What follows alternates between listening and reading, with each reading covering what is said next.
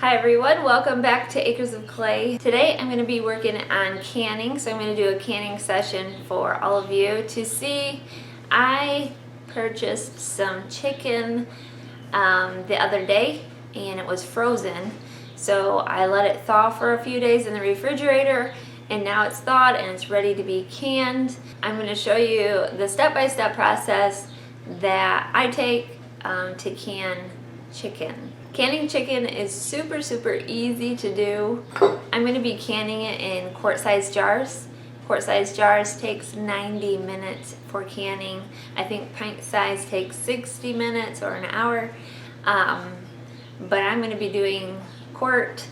And I purchased 40 pounds of chicken the other day. So I have 40 pounds to can today. And I'm hoping to get it done before it gets hot, because today it's going to be hot outside and it's early morning, so I'm hoping to get this done before the house heats up too much. I have my apron on from one of my viewers sent me. I thank you for this. It's a big cow. I don't know how well you can see it, but it's a big cow and cow head, and I really love it. I wear it once in a while. I don't wear it all the time because I want to keep it nice, but I'm going to wear it today in today's video. So, alright, let's get cutting this chicken up. So this chicken looks like it's both breasts, but it's not cut up, it's not cut separately. So what I'm going to do is just cut each chicken breast. First I start in strips. I don't know, there's no rhyme or reason for how you cut this really. And I may end up removing this extra fat here. Of course you can leave it. Alright, so I cut it in strips, and then what I end up doing is just chunking it in maybe, well, I don't know, bite-sized pieces. And then I have a jar here with a funnel that I just pour it in. I like to use a funnel like this because it keeps the chicken from, when I throw it in, it keeps it off of the rim of this. So it just keeps everything a little bit cleaner. So this is basically all we're going to do is cut the chicken up in pieces. Alright, so this is the 2 chicken breasts, and what you're going to do is just press it down. You want to kind of pack it in here, okay? Get as much of it as you can. And you're going to want to leave probably an inch head space on this. This one has a little bit of ice in it yet. It's still a little froze. That is not a problem. I have canned it with frozen chicken. The only thing is it doesn't pack quite as good, so you may end up with less chicken in it because it's still got some ice in it. Okay, jar number 2. I'm going to keep filling the jars, and once I get 7 jars, because that's what my All-American canner holds, is 7 quarts. Once I get 7 of those full, then I will bring you back to show you the next step. Okay, so I have all 7 quarts full of chicken meat, and each one holds just about 2 pounds of meat, meaning I used about 15 pounds of chicken breasts to fill my 7 quarts that will go into my canner. The next step that I do is I put salt in each one of these. Now that is completely up to you. If you don't want that added salt in your chicken, you do not have to add it. And at this point you can also add any type of seasonings if you want to use this meat as pre-seasoned. I have done that in the past, but I prefer not adding any extra seasonings because of just not knowing what I'm going to use the meat for. It makes it a little more versatile if there is no spices added. So I basically just add salt and that's it. And I forgot to mention that I'm using a wide mouth jar. Now you can use the regular mouth jars, but I prefer using wide mouth because when this gets cooked, and you're ready to use it, it's just easier for it to come out of the jar. But it's completely up to you. If you don't have wide mouth jars, then just use regular. But I have a lot of wide mouth jars for this very reason. I can lots of things in wide mouth jars. So this is my preferred option when canning meat, any type of meat really, and especially if you're canning it raw meat. This is a raw pack recipe for canning raw pack chicken, not pre-cooked chicken. Just wanted to reiterate that it is all raw. You're going to want to take your precautions, keeping everything clean, your cutting board, your knives, all your workstations. Alright, so I'm going to add 1 teaspoon of salt per quart jar. That's what I do. If you're doing a pint, I would do a half a teaspoon. If you don't want salt, again, you don't have to add it. So I have some canning salt that I just use for canning purposes only. Each jar only has chicken and salt. I'm not adding any liquid to it. This is how it's going to go in the canner. Okay, so I have a paper towel that I've just dampened, and I'm just going to go around the rim. I'm also checking to see if there's any nicks or any breaks in the jar. Now I've already done this before I even put the chicken in, but just as a second precaution, I do it again, okay? And we're going to do this with all of them. We're just going to go around the rim and just make sure it's all clean. These are all ready to go. So now I have, these are the ball lid canning lids. They have increased their seal time to 18 months. So they're saying that, Ball is saying that this seal will be safe for at least 18 months. I go by whether it's sealed or not, and if this has got a good seal on it and it's been 3 years, that means the chicken inside is still good. There has been no air, no contaminants gotten into here. So even if it's 3-4 years old, we would still consume it.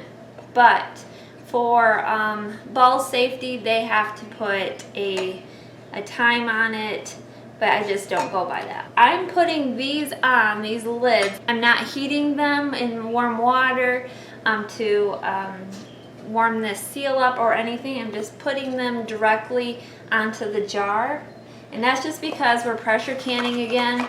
If I were water bath canning, I would definitely be putting these in some warm water before I put them on.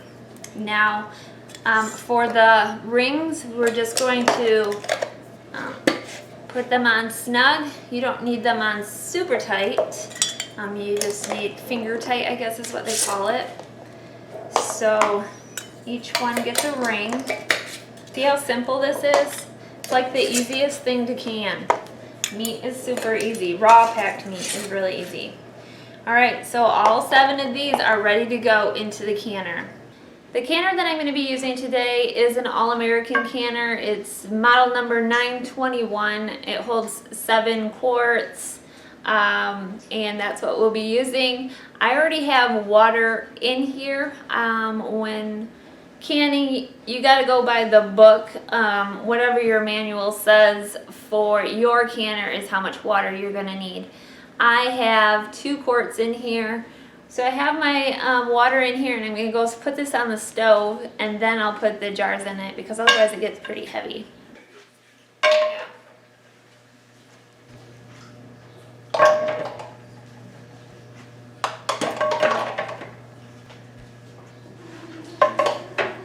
Here's all 7 quarts. We'll put the lid on, and then we'll start the heat. I put petroleum jelly all around the edge of this, so because it's metal on metal, there is no seal. So that will help release it when I go to take the lid off. And I lock it down kitty corner. So if I'm going to lock this one, then I lock the one that's across from it. I don't go around in a circle. It keeps the lid on straight. Alright, just like that, and we're going to turn the heat on. We'll just leave it on high. We're going to let this steam or vent for 10 minutes, and then we will put the weight on, and I'll bring you back when we do that. It's been venting for 10 minutes. I'm going to keep the heat on high, and I'm going to put my weight on for 10 pounds. And then I watch this gauge, and this gauge is going to rise up to 10 pounds. This is going to start jiggling, and once this starts to jiggle and that's up to 10 pounds of pressure, then I set my timer for 90 minutes and we let it, and I usually have to turn the heat down or the fire down a little bit to keep it at 10 pounds because we don't really want it over 10 pounds. It's not necessary. So for our elevation, it is 10 pounds. And you may want to check with where you're located and your elevation what is required for you for raw meats. But for us, it's 10 pounds. It's 75 minutes for raw or hot packed meat. 75 minutes for pints, 90 minutes for quarts. And there you have it. My pressure gauge says that it is 10 pounds, and this is just about ready to jiggle. And once it starts to jiggle, then I start my timer. There it is. Now I'm going to turn my temperature down just a little. Otherwise this could keep rising a little bit more and I don't need it to. And this would start jiggling off the wall. Okay, 90 minutes is up, or an hour and a half, and I've shut the heat down and I have not touched anything. I'm going to let this cool. The pressure is already starting to drop, and once this gauge goes back to 0, then I can take the weight off. But until that happens, we're not going to touch it. We're not going to move it. We're not going to do anything. We're just going to let it sit and rest and slowly cool down on its own. I have 2 more batches to do. I'm going to end up with 18 quarts of meat. So that means I have 1 more full batch and then I have a half a batch. I don't like running my canner half full. So what I have done is, I decided I'm going to soak some navy beans, and I have them soaking in water, and I'm going to can navy beans to fill up the rest. So I think I've got 4 quarts in my last batch that I'm going to be doing. And so instead of just running it with 4 quarts in it, I'm going to add 3 quarts of navy beans, because dry beans and meat can at the same length of time. Dry beans need 90 minutes, and just like raw meat does. Alright, I don't know if you can see, but this is all the way to 0, which means that there is no pressure inside. So what I'm going to do is I'm going to remove this weight, take it off, and then I'm going to let it sit for maybe 5 more minutes, just so things inside have time to cool down. Otherwise everything's going to be super boiling hot. There will be a little bit of steam that will escape, but it's not under pressure, like pressurized. So this is hot, so you might be able to hear there's really not very much. So with that, all I'm going to do is release these, which are super hot too. Now I'm just going to let this set for maybe 5 more minutes, just for everything to settle down inside, because it's still very hot and boiling. And I'm going to prepare an area to place the jars once they come out, and I'll bring you back when I do that. Okay, so it's been a few minutes. I've let this rest. I've placed down a pretty thick towel, just a bath towel. And I do that because the jars are super hot and I don't want them directly sitting on my counter. So this is folded, doubled up. And we're just going to open this up and remove the jars. I smell chicken. This is what it's going to look like. If you can see, I did not add any juices to this. This is all cooked in its own juice. And so that's why you don't add any liquid, because it has enough of its own. Here is all 7 quarts. I am going to clean this up. I'm gonna put fresh water in it and start another batch. Okay, starting the second batch. Okay, so I am on my third batch that I'm gonna be using. I only have 4 quarts of meat in the canner, so I am going to be canning navy beans. And I didn't show you the process on how to prepare the navy beans, but if that's something that you're interested in and you want to see how to can dry beans, any type of dry beans, leave that in the comments below and let me know that you want to see a video doing that. So I have 3 quarts of beans that are going to go along with the 4 quarts of meat that's in here, and that way it'll be a full canner.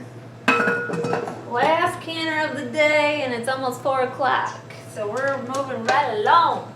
Good morning. It's the next day. I canned all this meat yesterday, and now it is ready. It's been sitting overnight, so it's been actually sitting for several hours.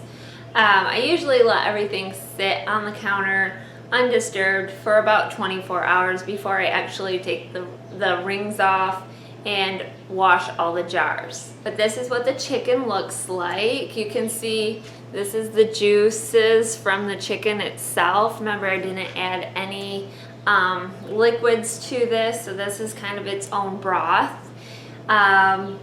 And there's a little layer of fat on there. You can see that, which not a big deal. The navy beans, this is what navy bean looks like.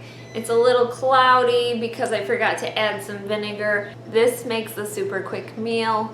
You can put it in soups, you can put it in casseroles, you can make sandwiches out of it, you can make barbecue chicken. There's so many recipes that you can use this chicken for. If you can chicken or you have a different way of canning chicken, let me know in the comments below. Let me know what your favorite thing is to can. And as always, I hope you're having a very blessed day. Take care.